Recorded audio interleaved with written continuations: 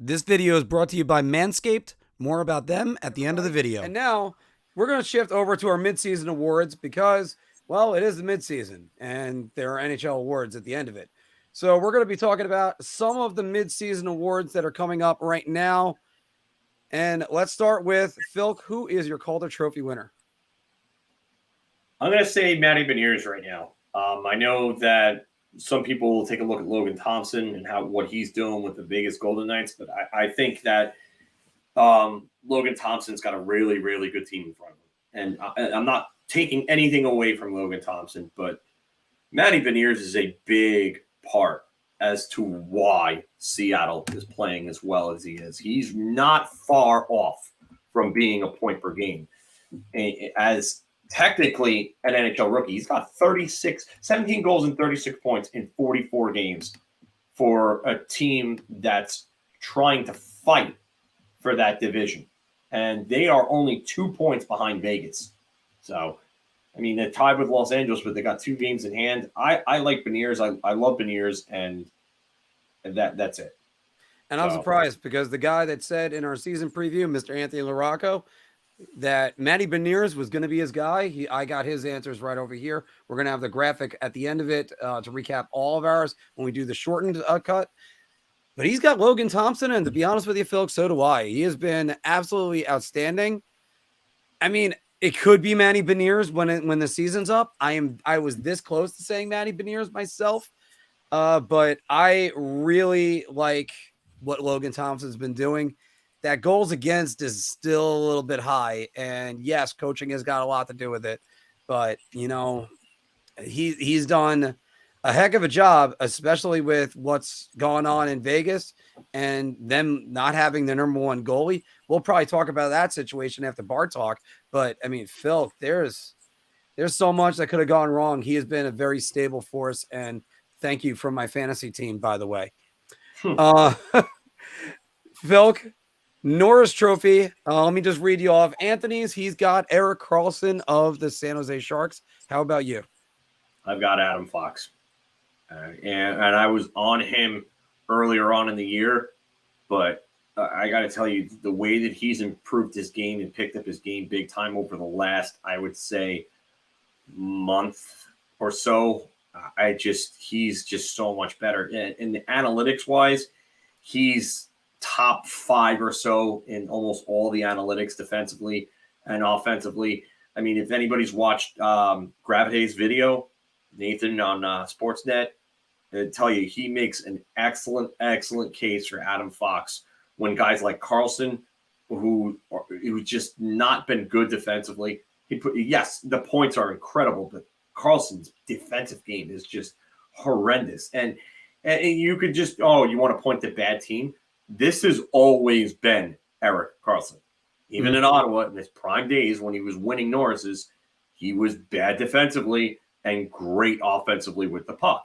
And that was part of why he won those Norris trophies, was because he could control the game by having the puck and basically running the entire game through him because he had the puck when he was on the ice. So I've got to go with Fox. I would actually give it to Morrissey or Dahlin before I gave it to Karlsson. I was tempted to say Rasmus Dahlin just for the sake of giving some different answers, and Josh Morrissey is high on my list as well. But no, I agree. It's Adam Fox. It's hands down Adam Fox this year. I think he just dominates the play almost without any real physical presence. Like he just does not physical at all. Yeah, I mean, he just picks the puck off from people, says thank you, I'll take that, goes the other way all the time. So, all right, and we're gonna go to the Vezina Trophy, and I think we're all gonna say the same answer. Anthony and I both say this. Phil, take it away. Who was the Vezina Trophy winner? It's got to be Linus Ullmark. He's just been that good. He leads in basically almost every goaltending stat there is. The numbers look like a video game almost, and yeah, he's playing behind a great team, but he just, I think he's just been that good. And I don't see anyone else taking it from him unless he absolutely falls off in the second half of the season. So, I mean, Phil, I would agree with everybody if they wanted to say anyone else but Linus Ullmark. He's got a 936 save percentage. 936 save percentage, and I think he's got a sub 1.9 goals against. Yeah, it's a 192. 192 now. It was like 188 before. Yeah, well, he's had a couple of bad games, but a couple of bad games. He gave up 3 goals. 192. Are you kidding me? I mean, that's those were similar numbers to what Igor Sorokin. I almost said Ilya Sorokin. Yeah, you said Igor Sorokin was putting up last year. Wow. Yeah, I did. Actually, I did mess it up. All right. You messed it up twice. I messed it up twice. But Igor Shesterkin was putting up those numbers last year, but the difference was the Rangers weren't a well-oiled machine. The Bruins are. I guess that's the only reason why everybody's still looking over going, it can't possibly be Ullmark. Yeah, it is. Yeah, it is. And he has done a great job with this. All right. Speaking about coaches that have done great jobs, one of those is the Boston Bruins coach. And Phil, Anthony has said Jim Montgomery is his coach of the year. Is he yours? Yeah, and it's really close for me because the other guy that would actually give it to would be the guy who we took over for, Bruce Cassidy, because I think Bruce Cassidy's done a hell of a job in Vegas. I have Peter DeBoer as my other runner-up in Dallas because I think he's just doing his old, first-year magic thing. We'll see what happens in year 2 and year 3 because he seems to get fired by year 3 just because. But that's usually my analysis. Yeah, but I mean, Peter DeBoer is having a real good year. Those would be my top 3, but I got to give it to Montgomery right now because he endured Charlie McAvoy and Brad Marchand and David Krejci all being out at various points during the year towards like the beginning of the year. Marchand was out for a bit. McAvoy was out for a bit. I know Krejci's was brief, but I mean, he dealt with some injury issues. And when you looked at this team on paper before the start of the season, didn't look like a great team. And now Pavel Zacha, who's having a career year, Montgomery gets this out of Pavel Zacha, who was a Devils bust. And now all of a sudden he's, producing well. He just gets a new contract extension worth like $4.5 million a year, somewhere in that range. Pavel Zacha, I think it was the other day. But yeah, I got to give it to Montgomery. And you know what? It's a feel-good story knowing what he's done with, what he's been through, I should say, with this substance abuse. And good for Jim Montgomery. The Bruins are playing like an absolute wagon right now. So great on Montgomery. I can't see anyone else taking it from him at this point. But then you get that scrappy underdog team that everybody counted out, and then that coach leads this team. And that's why mine's Dave Haxtell right now, who I can't believe I'm even saying that's a good one. That's a real good one. I would, you know what? I kind of forgot about him, but that's a real good one. Right. Like Dave Haxtell, though. I mean, how is he getting that out of this group? When that group has a goaltenders with the numbers that they're putting up. Oh my God. I mean, how? You looked at him in Philadelphia, and the basic thing we said, watching him and just as fans and as people, was maybe his first year they were good. The second year, you're like, this guy is just a college coach. That's all he's ever going to be. He goes to the Maple Leafs. He's an assistant coach for a little bit. It's clear he learned something because he knows what he's definitely more prepared for the games now, and his team's more prepared, and he knows what it's like to coach professional players. He's done a great job. I know Anthony had him as one of his runners up. I think, you had Pete DeBoer. Well, I mean, your guys that you have right there, Montgomery, winner, runner-up Cassidy, and Pete DeBoer. Those are 3 quality jobs that these guys have done. And Ariana actually brought up a good one here. Rick Bowness. Bonus is another one. I was ready to put Bonus in there. Yeah, I think to me, he's further down. He's done a real good job with that team. But I mean, to me, and looking at Hackstall, I think I would probably have to bump him ahead of DeBoer now, because look at the numbers on Seattle's goaltenders. Martin Jones, 21, 5-3, with an .895 save percentage and a .276 against in 31 games played. Oh, and maybe the backup's going to be better, right? Yeah, right. The backup who was a Vezina Trophy finalist 2 years ago. Yeah, and the backup has played 15 games, gone 14. He's gone 14 games started, 4-8-1, and he has a save percentage of .888, which is just brilliant, and a goals against of .337. That would be acceptable in the 80s and nowhere else. Maybe the 70s. But, I mean, how is that team winning with that group and those goaltenders? Like, it's just, this is an anomaly. You can't have goaltending that bad and still be winning games. But yet Seattle is. They're fighting for a division. And Phil, we're going to be talking about Seattle in the Pacific Division soon enough. But also another team we're going to talk about in Bar Talk. Right now, the Florida Panthers would kill to have goaltenders with those stats. Who is your MVP for this season?